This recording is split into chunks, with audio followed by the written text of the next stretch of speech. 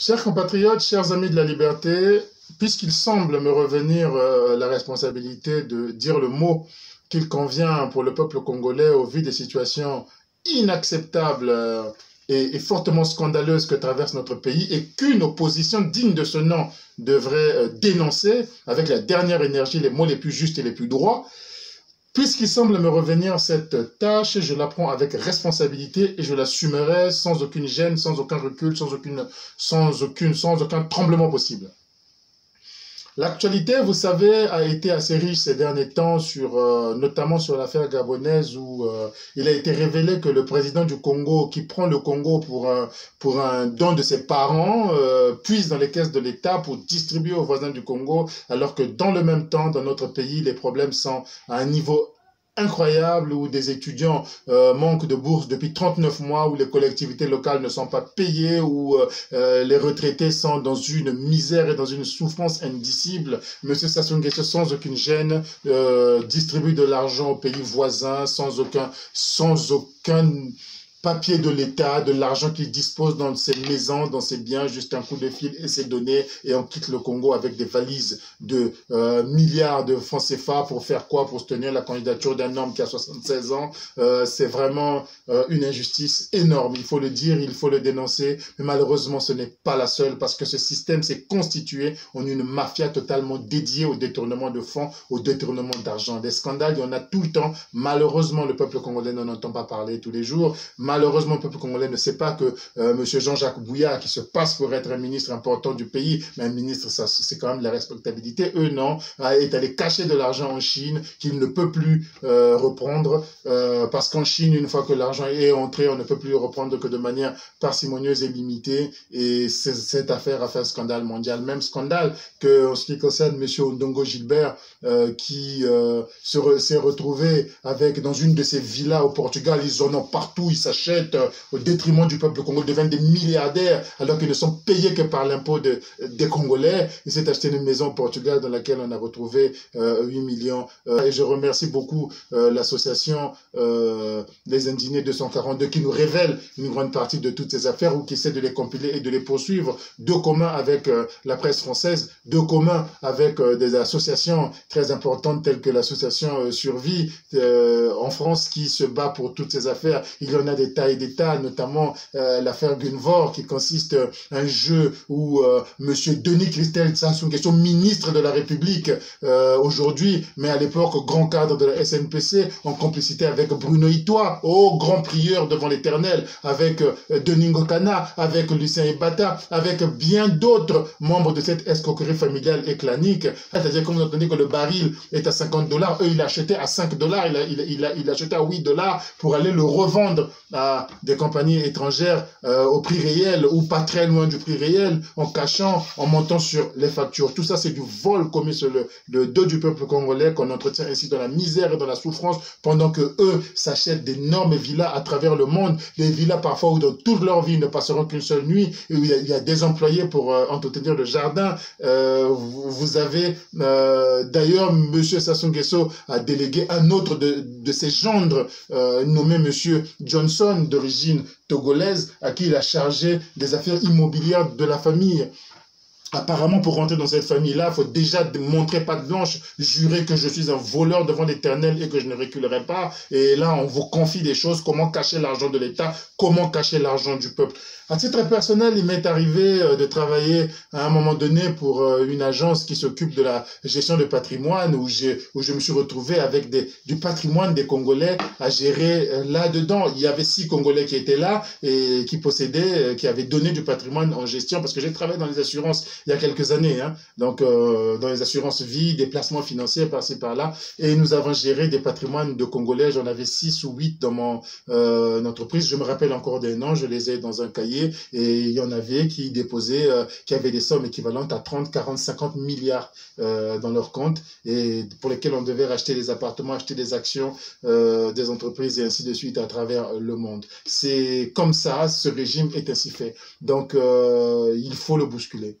Il faut faire à ce que ce régime parte parce qu'il ne changera pas. Ce n'est pas un régime que nous réussirons à modifier parce que nous leur aurons parlé, parce que nous leur aurons demandé de changer, parce qu'ils auront intégré d'autres personnes. Aujourd'hui, le silence que vous constatez, c'est parce que chacun veut manger, chacun veut avoir sa part. Mais dans ce chacun-là, les 6 millions, bientôt nous serons 6 millions de Congolais, les 6 millions de Congolais que nous serons bientôt, en 2024, on sera 6 millions, ne pourront jamais rentrer dans ce chacun. Même ceux qui ont un petit frère qui peut donner, ou un grand frère qui est au pouvoir, ou un parent, ou une femme, ou un mari, tout cela réuni, ça ne prendra même pas 10% des Congolais, même pas 2% des Congolais. Pour la majorité d'entre nous, c'est la vérité, la justice, la bonne distribution des deniers publics qui sera notre salut, qui sauvera l'avenir de nos enfants. C'est ça que je vous demande de combattre, c'est ce que je vous demande de changer. J'ai lancé, comme vous le savez, cette idée de grève de l'impôt. Continuez à la mûrir. J'entends maintenant des retours et des échos. Dans les taxis, on commence à dire, ces gens-là, s'ils continuent comme ça, il y a quelqu'un qui a fait la grève de l'impôt, on va la suivre. C'est très bien. Continuez comme ça, réfléchissons-y. Quand nous serons suffisamment outillés, quand nous aurons un réseau national qui sera bien installé, nous la lancerons. Nous avons déjà au niveau de Brazzaville pratiquement 4 cellules qui fonctionnent et une cellule qui fonctionne. Continuez à nous appeler, à nous rejoindre, à former des petites cellules. Nous sommes dans la prudence parce que ce que nous voulons, ce n'est pas qu'on vous arrête dès le début. Ce que nous voulons, c'est de créer un réseau, un tissu, une ambiance totalement nationale du changement, de manière à ce qu'il n'y aura plus qu'un fil à tirer et tout s'éclate. N'ayons pas peur de Sassou Nguesso. Ne nous disons pas que quand tu commences à parler comme ça, c'est atteinte à la sûreté de l'État. Je commets l'atteinte à la sûreté du régime Sassou Nguesso. Je l'assume. Je commets le vœu de vouloir renverser le régime Sassou Nguesso, je l'assume. Leur constitution dit que le président de la République ne peut être poursuivi même après son mandat et que celui qui le poursuivra sera lui-même condamné de haute trahison. Je prends l'engagement devant vous que je poursuivrai Denis Sassou Nguesso après son mandat. Et leur constitution, mais je le déchirerai en 1000 morceaux et je le jetterai en l'air. Non, je suis un écologiste, je ne ferai pas ça. En tout cas, je l'écraserai et je la jetterai. Leur constitution, j'en prends l'engagement. Tant que vous continuez à fonctionner en vous disant que ce régime-là ne fait pas ci, ce régime-là veut cela, nous n'y arriverons pas. Je vais faire une critique directe contre un grand frère, qu'il m'excuse, mais je tenais à le lui dire. J'ai appris que le parti de Frédéric Binsamou, dit Pasteur Antomi, va tenir un congrès pour être en règle avec les statuts, avec le parti au Congo-Brazzaville. J'en ris même. Parce que je crois que ça, c'est des systèmes qu'il faut désormais arrêter. Ce n'est pas être en règle. Être en règle avec eux, ça veut dire vous confirmer à la domination. C'est ce genre de choses qu'il faut totalement arrêter. Il faudrait que nous arrivions à modifier les choses, à faire le rapport de force nécessaire pour que nous puissions avancer. Je peux échouer parce que vous ne m'avez pas suivi. Ça ne sera pas mon échec à moi, ça sera notre échec à tous. Il faudrait bien qu'on se le dise. Ce n'est pas un combat personnel, ce n'est pas un combat sur ma réussite personnelle. Ceux qui me connaissent ma modestie de vie. Je n'ai vraiment pas besoin de grand chose pour vivre. Je ne cherche pas à atteindre des milliards. Et si ça ne dépendait que de moi, je ne l'aurais pas fait. Nombreux d'entre vous, plusieurs Congolais m'ont demandé de les accompagner. J'ai accepté. Je donne mon corps, je donne ma vie en sacrifice à ce pays. Je vous en prie, faisons à ce que nous y arrivons. Ne faisons pas comme on l'a fait pour le président Guy Brice Parfait Kolela. Quand il était vivant, il n'y avait personne. Dès qu'il est mort, on ne jure que par lui.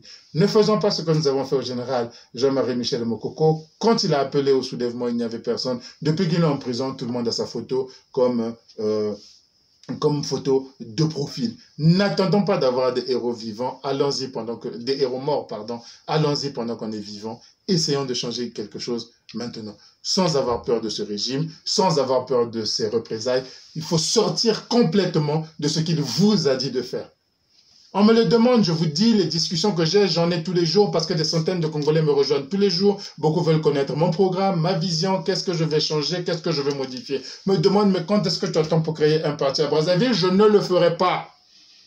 Je ne le ferai pas. Il y a suffisamment de partis au Congo-Brazzaville. Nous pouvons nous associer à eux. Nous pouvons nous allier à eux s'il y avait un besoin de débat ou de dialogue. Mais constituant une force, c'est le plus important. Je n'irai pas créer un parti politique où le circuit, depuis le chef du quartier qui va attester de mon habitation jusqu'à la fin, est un circuit PCT opposé. Parce que eux, ce qu'ils considèrent, c'est quand tu n'es pas avec eux, tu es un ennemi.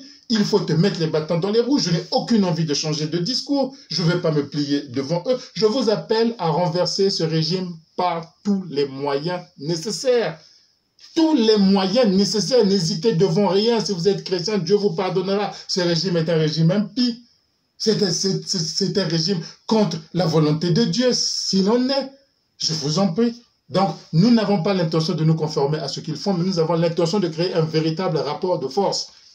Si nous devons aller aux élections, c'est après un rapport de force où nous les aurons imposé de changer la CONEL, la commission électorale, où nous aurons imposé de changer tout le système de contrôle de ces élections-là, que nous soyons sûrs d'où vient leur argent de frais de campagne.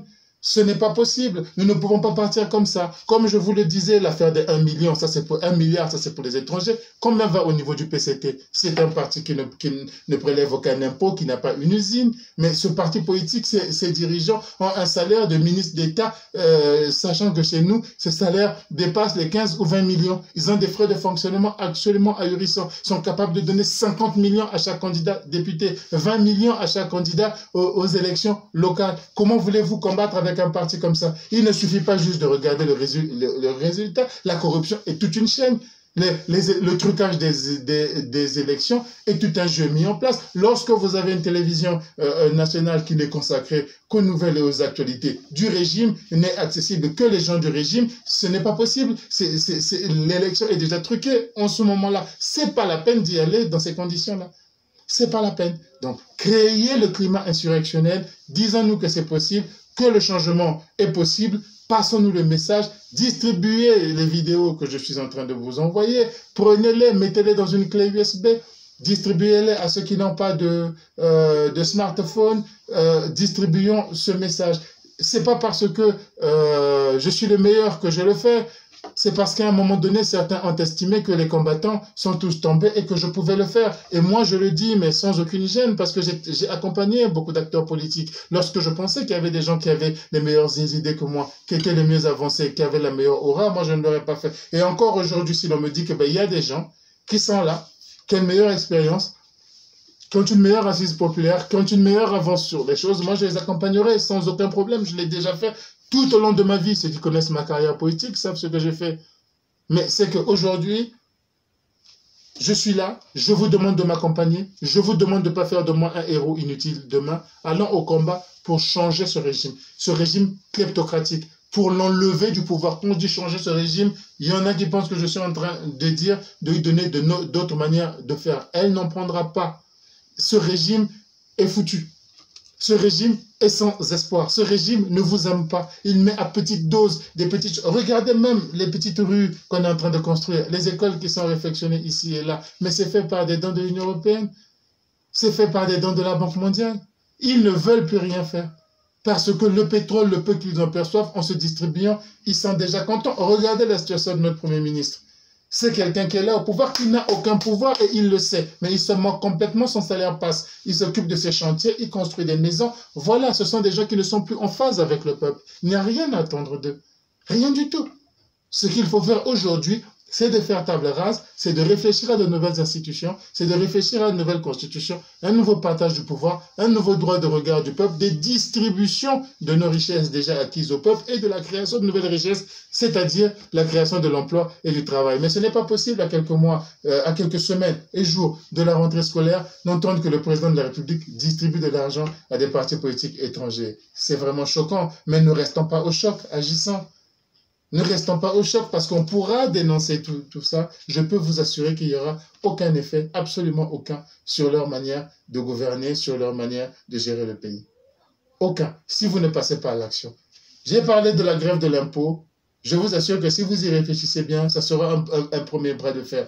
Pas le seul, nous n'arriverons peut-être pas au bout. Mais au moins, ça permettra de faire réfléchir et de donner écho à travers le monde sur le fait que les Congolais veulent maintenant que l'argent de l'État soit bancarisé, qu'aucun virement ne soit fait de main en main, que les salaires des gens qui nous dirigent soient connus et que, d'autre part, que les Congolais puissent discuter de leur montant et que l'on sache ce qui se passe. Vous avez eu récemment encore l'affaire Castano qui nous démontre que même ceux qui essaient d'avoir l'image des plus moraux d'entre eux sont encore plus voleurs que les autres. Ils sont au-dessus d'être voleurs, ce sont des menteurs.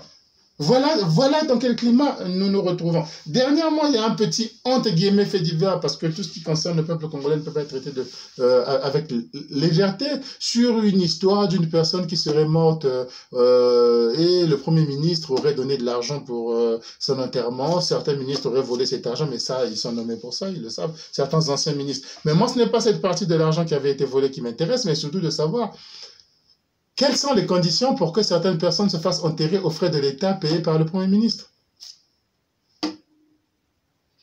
Pourquoi certains y ont droit et pas d'autres? La question de la mort nous concerne tous. On cotise tous, parfois 2 fois, 3 fois, 4 fois dans la même année pour enterrer des parents qui nous sont proches. Ça coûte cher et ce n'est pas facile. Tout le monde aurait aimé avoir un soutien de l'État à cela. Il faudrait bien qu'il y ait une loi aussi pour ça, pour savoir qui est enterré sous les frais de l'État, qui décide des montants, à quel niveau, à quel titre, pour quelle raison. On ne le sait pas, parce que les caisses de l'État sont considérées comme étant leur propriété personnelle. Parce que les caisses de l'État sont gérées comme si c'était vraiment l'héritage de leur mère, l'héritage de leur père, l'héritage de leurs grands-parents, au mépris total du peuple congolais qui souffre réellement et qui peine à enterrer ses parents. C'est ce genre de choses qui doivent cesser, que nous pouvons gagner par cette grève de l'impôt à laquelle je vous demande très vivement de nous accompagner, de réfléchir, de distribuer. Et tout ce qu'on pourrait faire pour l'instant, c'est de pouvoir partager toutes les vidéos que nous sommes en train de faire, de manière à ce que la plupart des gens soient au courant, que tout le monde n'est pas aplati devant Denis Sassou Nguesso, que des gens sont en train de chercher des voies et moyens pour nous débarrasser de ce régime. Je ne suis pas un commentateur de l'actualité, sans aucun mépris pour ceux qui ont décidé de faire cette activité. Nous nous inspirons d'ailleurs d'eux et nous les remercions de s'engager pour ce pays, de fouiller tous les matins le bout d'actualité qu'il y a. C'est de ça que le peuple devrait en fait s'inspirer et même les hommes politiques devraient bâtir leur discours à partir des recherches que font nos journalistes. Donc je n'ai aucun mépris, mais ce n'est pas mon rôle. Mon rôle à moi, c'est de vous inviter à passer à l'action. Une fois que nous savons ça, réunissons-nous et passons à l'action. Je félicite les cellules qui commencent à se créer au Congo. Comme je l'ai dit, continuez à créer des cellules, prenez contact avec moi, dites-moi, ici nous sommes 4, ici nous sommes 10, ici nous sommes 20, que devons-nous faire? Et je vous dirai les démarches que nous devons mener de manière à tisser un véritable réseau à travers le pays et qu'au moment venu, il n'y aura qu'un fil à tirer, tout va s'écrouler. Parce que ce régime n'est pas aussi fort que ça. Même militairement, il ne l'est pas. Le nombre de... Et il ne faut surtout pas avoir peur. Ça, je reviens là-dessus, parce qu'il y en a qui vont dire, il parle militairement, il est déjà en problème avec Sassou Nguesso. Je reconnais, je veux être en problème avec Sassou Nguesso. Je n'ai aucune intention d'être son ami. Je n'ai aucune intention de le caresser dans le sens du poil. Donc, si ce régime compte sur l'armée, son armée n'est pas aussi forte que ça. C'est n'importe quoi. La tête de commandement, c'est devenu des commerçants. L'équipement est moribond. Il n'y a rien. Il faut qu'on se batte pour pouvoir s'organiser et pouvoir balayer ces gens-là parce qu'ils ne partiront jamais d'eux-mêmes. Ils ont trop à perdre. S'il faut les mettre en prison, nous les mettrons en prison. Ne vous inquiétez pas, ne vous dites pas que non. Mais si vous les menacez, ils vont se braquer. Ils se braqueront quoi que vous fassiez. J'ai été général Mokoko. On leur a fait des propositions, on leur a fait des offres, ils ne voulaient rien savoir, ils veulent garder le pouvoir. Donc je ne suis plus là pour rêver, je ne suis plus là pour vous dire essayons, prenons ceci, je suis là pour vous dire la vérité. Il faut les faire tomber de toutes les manières possibles. Nous pouvons aussi arriver à les faire tomber par les élections, pourquoi pas. Mais dans ce cas, nous aurons créé un bras de fer pour que les élections soient claires, transparentes et honnêtes et que le meilleur gagne. Et quand je parle d'honnêteté, je parle à la fois de la libéralisation des chaînes d'information, je parle à la fois du contrôle des moyens financiers dont disposent les candidats, je parle à la fois de tout un tas de choses que des candidats qui peuvent être interpellés pour vol, pour je sais pas quoi, ne puissent pas se présenter. Dans ce cas, il faudrait réformer le système de la justice parce que c'est pas possible que monsieur Denis Sassou Nguesso puisse se présenter à une élection alors qu'il ait pris la main dans le sac en volant dans le budget du peuple congolais pour donner à des étrangers. Donc quand tout ça sera clarifié, nous irons aux élections. Il n'y a pas de problème. Si nous sommes battus, nous sommes battus. Mais au moins, nous serons partis aux élections de manière honnête et claire avec des gens au-dessus de tout soupçon. Et non aller à des élections juste parce que ça s'appelle élection, parce que Sassou est trop fort. Il va s'imposer pour un 8e mandat, même si ce n'est pas légal. Enfin, modifier ça. Mais là, ce n'est pas la peine. Nous devons créer le rapport de force pour que cela ne soit plus. Accompagnez-nous, soutenez-nous et... Moi, je pense que nous ne pouvons que gagner. Et ce régime, croyez-moi, ce n'est pas que nous qui l'avons honni. Sassou Nguesso est devenu un véritable paria sur la scène internationale. personne ne veut le fréquenter. Et cela date de son élection chaotique de 2016. Jusque-là, on n'avait pu le supporter. Mais maintenant, ça ne passe plus. Vous avez vu ce qui s'est passé en Angleterre. Il n'était absolument pas invité. Mais comme il veut se donner une carrière internationale que plus personne ne veut lui accorder, il s'est incrusté à une fête. Il a manqué de se faire rejeter de l'autocar qui emmenait les autorités vers le lieu de la cérémonie. C'était humiliant où il se retrouve. Sassou Nguesso est un homme qui n'a même plus conscience du rejet et même plus conscience de ce qui est faisable et ce qui n'est pas faisable. Il se retrouve à des investitures du président kényan accompagné de sa fille, de son petit-fils, de ses beaux-fils, de ses neveux. Il ne se rend pas compte qu'ensuite il devait la riser de tout le monde. On se dit, mais il se prend pour qui ce monsieur? Au frais de l'État, il déplace autant de personnes de sa famille à qui il donne des postes farfelus avec lesquels il veut faire des photos avec le chef de l'État en poste. Mais tout le monde en rit. Tout le monde en rit. Après, on se dit, j'ai des amis qui sont conseillers du nouveau président kényan. Je n'invente jamais ce que je raconte. Mais tout le monde en rit. C'est humiliant et c'est honteux. C'est la même chose qui s'est passé en Angleterre. 2 personnes autorisées, déjà qu'il n'est même pas invité, mais la deuxième personne qui se prend n'est même pas une personnalité officielle, n'est pas un homme d'affaires qui va faire avancer les dossiers de coopération entre l'Angleterre ou la Grande-Bretagne et le Congo. Mais non, c'est son petit-fils. Maintenant, c'est son petit-fils qui est en train de trimballer. Il n'a même pas honte, il n'a même plus ce rapport avec la réalité. Il ne comprend même plus comment les gens peuvent percevoir ces actes de népotisme. Et l'actualité pendant ce temps, c'est l'actualité de monsieur Nzumba Ndama, dont on a parlé partout. J'ai suivi des chaînes antillaises au fin fond de la Martinique qui ont commenté ce scandale de vol, mais il n'en est même pas conscient. D'autres se seraient cachés. D'autres auraient évité de sortir du pays pendant 2 mois pour qu'on n'en parle pas, mais pas lui, parce qu'il a perdu toute conscience de la honte et du rejet mondial qu'il suscite. Il ne réalise même plus toutes ces questions-là. Donc, c'est pour vous dire que le mettre hors d'état de nuire n'est pas une chose aussi difficile que ça si les Congolais se réunissaient, si les Congolais se regroupaient, si les Congolais regardaient dans la même direction. Le monde entier ne rêve que de nous voir débarrassés de ce crocodile inutile, de ce corrupteur né, de ce voleur sans aucune sensibilité. Le monde entier ne rêve que de ça, donc n'allez pas vous imaginer que ça sera difficile, il est soutenu par la France, c'est totalement faux.